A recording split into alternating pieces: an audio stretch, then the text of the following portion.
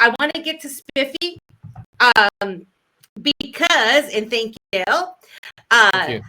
because you have been an OG on the XRP Ledger music scene longer than almost anybody that I know. What's the biggest change you've seen here? All right. Not an OG. Only been here for a year. There's some, like XRP bags. Oh, yeah. Okay. OG. Yeah. Crypto XRP Tales. bags. That's true. That's true.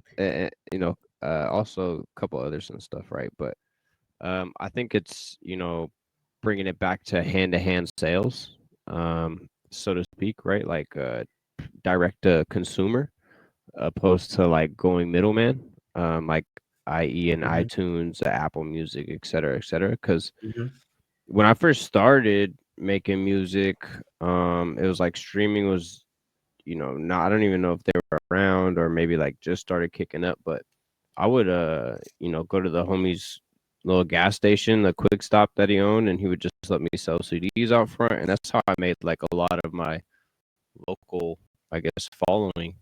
And, like what was explained earlier with the streaming royalties and stuff, like we have no say on how much streaming company is going to pay an artist, right? And even if you look at what some of these streaming companies like Spotify and stuff are investing the money, Spotify just made a multi-million-dollar investment into like war and like weapons, like, but you guys couldn't give us more than 0.002 cents per stream, like, you know what I'm saying? Right. It's like it kind of is like a way to take that back and like, yeah, I still got, I've done very well for myself on Spotify, for like a local rapper. I was able to get some playlists, connections early when playlisting was like a fruitful thing on Spotify. So it's kind of like taking them same skills and networking skills and bringing it back and, having control of my music again. And control of my royalties, because I set the price what I want to sell it for. And if I want to give someone a free mixtape, I give them a free mixtape or a free mint or a what have you, but yeah. How long have you been doing music? Fuck, freak. I'm so sorry. That's all right. That is a long time. Okay, that is a long time. I started in like 2006, like making beats. So I guess if you want to count that as like doing music, but I've been taking it seriously since 2009, say. So all right. 15, 16. 14 years. Good handful. Yeah. Good handful of years. How did you stumble onto the crypto space in general, and what inspired you to go, I should be selling my music on the Ledger? So I missed the Solana wave of NFTs. I missed all the other, Ethereum NFTs. I missed the chance to sell music over there. To be honest, I got into XRP. One of my close friends and collaborators, IRL, he goes by Buddy Miggs. He introduced me to XRP, and he's talking about crypto. I was kind of into crypto already. I had some experience. You got a lot of fans in here, by the way. Man, shout out to the Spiffs in the building. Yeah, I'm like looking at like, sorry to interrupt you, but I'm just like, you have a fan base, Mr. Spiffy. Steven Spiffler, right? I'm not, yeah. To be honest, like, it's just a community and just supporters, and I'm thankful for that, for real. I don't know what I was saying, really, what was asked, but you caught me off guard. No, just how you got into it and how you missed all of the stuff on Solana and that. Oh yeah. Then somebody introduced you to XRP Ledger, and you're like, maybe. Yeah, so like COVID, maybe right before COVID, I was introduced to XRP Ledger.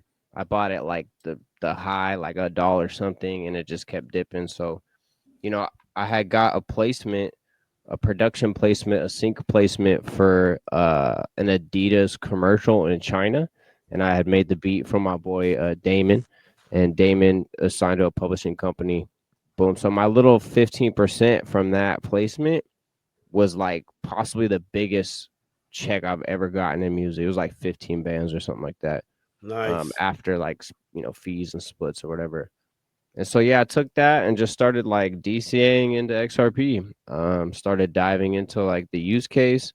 Started basically spent that whole check, maybe outside of like 3,000-4,000 that I use for bills or what have you.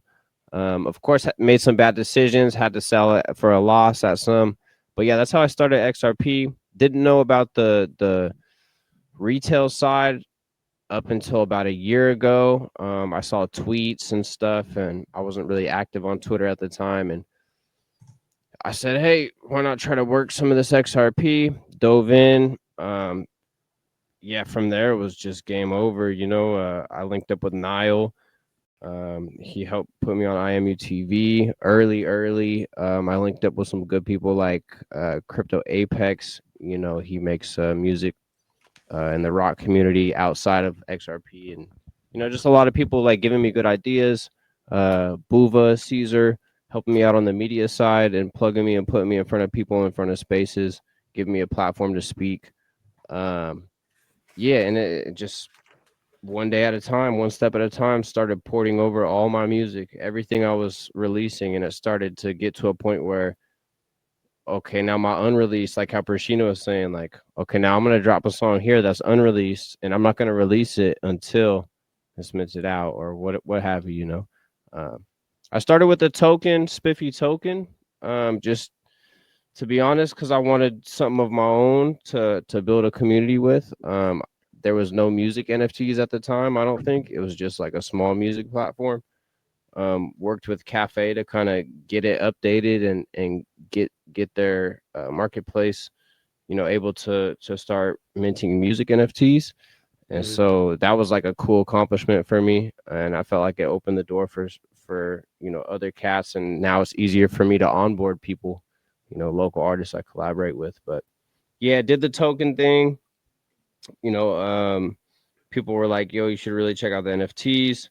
And now up recently, I just found a way to kind of work them all in together. So, I ended up getting a website built where you can mint my music NFTs with the token. And yeah, so it's like just something different. I fuck with I mess with XRP Cafe heavy. Sorry again. And, they've done a lot for me, and I'm still going to be dropping on XRP Cafe.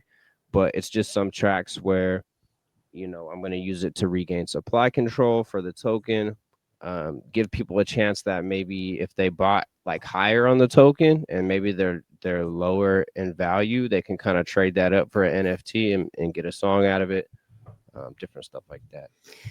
Yeah, I will tell you. So when I first came across your account, I was extremely impressed with how you did it. I'm looking for the actual area because the site that I had come to, it was like you said, you could mint it. Like it was so straightforward how to mint one of your NFTs for just a newbie person coming in. And the way that you've marketed yourself, you've created, like, we're considering, like, I created the token for the Dip a Toe show with the intent that it's going to be our branding marketing arm of Dip a Toe show, right? And we're going to have it, we'll have NFTs and all of that stuff later. But I've been watching how you guys move.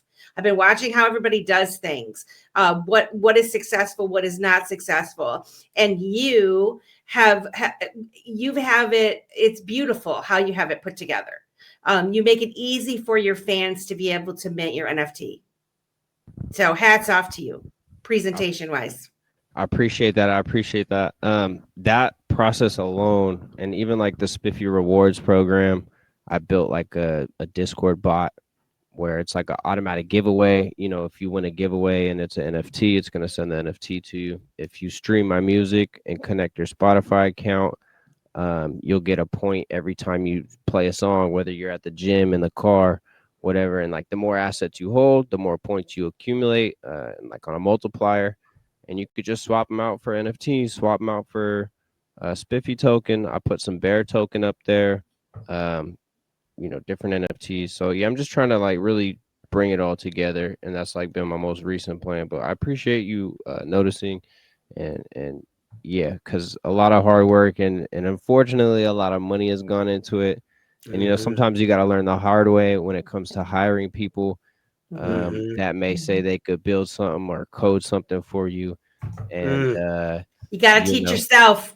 That's what yeah, everybody. Yeah, So I know it's frustrating. this is the I thing, know that's Spiffy. I will say, my friend Amanda, Optimistic Prime, she's been building for 6 years on the XRP ledger. You got folks like Naya with IMU TV. You got all these people that are relying on others to do the work for them. All of the tools are out there for us to learn how to do ourselves, and it takes time, but there's nobody that can do it like you. Or if you hire somebody to do it, at least you know if they're doing it or they're not doing it right. And like maybe at some point you don't have to do it for yourself, but you know if somebody's doing it or not, right? And so hats off to you, because in my opinion, I see you as somebody who recognizes, and Presh and Dale, you guys have realized what an incredible opportunity that we're all kind of beta testers. We're working all this stuff out. We're trying to figure it out. You, Steve, have taken all the different elements, all the different pieces, and you're like, how can I use this to my advantage as a small business owner, creator of music? How can I tokenize this and earn a living off of it from my own work? And yeah. it shows. I'm gonna be honest. I still work 2 jobs outside of this. Like I work at my daughter's school 6 to 8 hours a day, and then I also work as a recording engineer at a recording studio locally. But yeah, like 90% of my money is in XRP already, so it only made sense to like sell my music and my art for XRP. Yeah, so it's has also helped me learn a lot of things on a technical aspect. We were talking about AI music and how AI works into music and stuff like that. But for me, as far as audio and AI audio, I'm not a huge fan. Like I make prompt up like a sample, so I can sample something without make a sampled beat without worrying about clearing a sample. But other than that, I like to use AI to really just learn. Like for instance, I paid for the Discord Spiffy rewards bot. It was supposed to be a website I paid for. I paid somebody 500 XRP, and I waited months and months and months and had like maybe one or two previews, but this guy never fulfilled this. And it's like me, somebody with no coding skills, zero knowledge of it, like real basic technical standpoint. I figured out how to code a Discord bot with everything I asked for from this guy and more off of AI for like, and if I could teach myself and I could vibe code it off AI in 2 weeks, what have you been doing with the last 6 months with my money? So Yeah, it's like, window's closing for them, guys. yeah, so it's like, you gotta a lot of people gotta believe in themselves. Like, if you can't figure it out, we're so ground floor on the XRPL. Like, you could figure it out with AI, you could figure it out with Google. Like, it just might take a little bit of work, but Can you speak to the community? yeah, just like keep your head down and stay focused and stay working, have a goal and accomplish that goal, and then write some more down. Do you feel that this community is supportive and helpful when you're trying to learn things? And 100%. Like, I've sent so many DMs about even before putting music NFTs up, or just so many DMs about technical stuff. Like, yo, how does this work? How I've never been in an NFT space ever before, let alone like hopping in something new. Like, we don't even have smart contracts yet. You know, like imagine when we have smart contracts and we could automate some of this stuff. You know, like Dale could automate his prints. You know, he might be able to do it already, but like something along those lines where, you know, it's everything is still ground floor, bare minimum, lots of building to do. You know, like we're building the platform right now. Pretty much. Can I piggyback on what Spiffy's talking about there? So if you are on the fence about creating on the XRPL or just learning, this is a perfect time to do it because it's still ground floor. Don't get lost on social media land. We all get lost on social media land, but all you see is in your feed, YouTube feed, AI this, create this, or you'll look at X and you'll be inspired by someone, but you put them up on a pedestal per se, and really what you're doing to yourself is you're knocking yourself down. You just don't realize it. We all have so many tools that have been created in the technological landscape. You know, we can connect globally right here, internet, right? We can collab like this and that, country to country. That used to take a long time back in the 90s, man. If you were a 90s artist, you had weeks upon weeks to hear, yes, let's do that. You know, I mean, you couldn't send files through email. It was just like a PDF if you're lucky. So leverage that AI. Spiffy, you did something in 2 weeks, right? 2 weeks with your Discord chat box, okay, and more, right? And you learned a small skill. Oh yeah, right? big skill, right? Big skill, right? And so it's kind of like let's back up here for a minute. You spent X amount of dollars, $5 on somebody that didn't perform for you. So for $500. Oh, 500 XRP. Yeah. Okay, That's I'm the used to key saying right you gave it there. when it was $1. Okay, so I'm just trying to soften the blow. Oh We're man, talking like 5 years. You'll be like, it was 325 when I said 325. Oh, brutal. Me. No. Ooh. So okay, so for let's just say a little over $1,500, you got a college level coding education within 2 weeks, and it still continues. Like, folks, it's at our fingertips, and yes, it can be daunting to be here locked in a screen, right? Like, do what Dale does, man. Draw with your feet. Just do something else. Go garden, go garden. Go out in the garden. Go get connected back with nature, whatever. Let's go.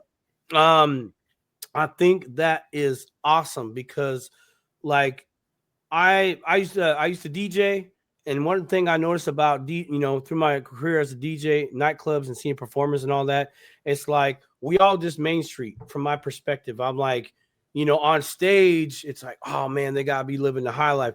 No, man, they still doing 2 jobs.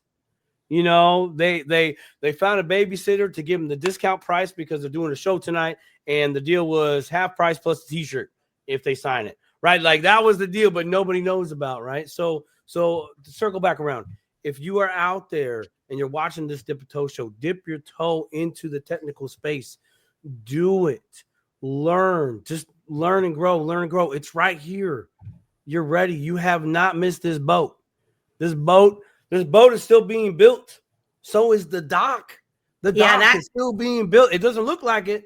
Just because you can walk on it don't mean it's finished. You know what I mean? So I encourage all of you to post Spiffy and Dale and Precious and Melissa and Opti. The technology is there to help you. The community is there to help you. And these people right here are doing it. All right. I'm off my soapbox, man. I want to share. I really do. Props to you, bro. Props to you.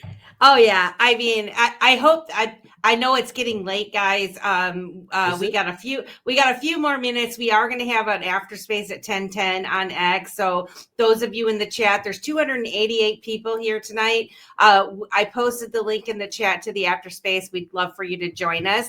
I do want to share one of Spiffy's songs. So I'm going to bring that up now. Let me get it bigger so we can all listen to it. And here we go. Tension on the tape of stress. Tension on the tape of stress first. About what he's done. Tension on the tape of stress first. Tension on the tape of stress. Tension on the tape of stress first. Tension on the tape of stress first. Paving the lane, I hit the exit when I get the message. Getting stalled like what my future is set in. Cheat codes to the game, I'm button pressing. Exhale the L and keep my head up. Bitch, I need my credit and my debit. Work ethic, don't let up. I've been trying to eat, but I'm fed up. I got him nervous, and I did some soul searching. Wound up dough flirting, found my sole purpose. Now I wish that I could double every dollar I touch. Real hustlers feel like we ain't been hustling enough. Can't get depressed when the pressure builds up. Can't wait to duck off with the bread. But on us they can't cover the spread. They full of lies, they got them buffing their head. You ain't fly, you just stuck on the web. They peep game, seen the threat. Try mimicking the recipe, but they can't mimic what was set for me. This here is destiny. Tension on the tape of stress. Tension on the tape of stress first. Tension on the tape of stress first. Tension on the tape of stress first. Huh? Guys. Man, that's oh wait, Spiff, where you at, man? Like where you actually located? Oh, I'm in born and raised Stockton, California. Okay. Yeah, still living here, Armpit of California, right next to Sacramento. Okay. About 2 hours, east of San Francisco Bay Area. Yeah, I was just down there in October, not Stockton, but the Bay Area, like last month. But man, that beat right there, that was that had like a little bit of like some East Coast feel to it, man. And I missed songs like that as a kid, dude. Like that was music to me back then, man. That was music to me. That was a great song, man. Great song. I just wanted to give you props on that, dude. I appreciate it, bro. Yeah, heavily inspired by Tribe Called Quest, Jay Dilla, my dude. Yes, Pete Rock. Heavily inspired by all that stuff, man. And, that's what I grew up on. That's what I listened to in high school, growing up. Yep.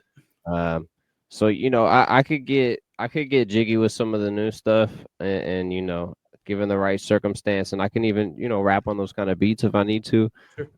But yeah, the boom bap will always have my heart. You know what I mean? So amen to that, man. I'm with you on that one. I'm with you on well, that. You definitely have a lot of fans, and shout out to you for creating your own destiny, because that's how I see it, and doing the work.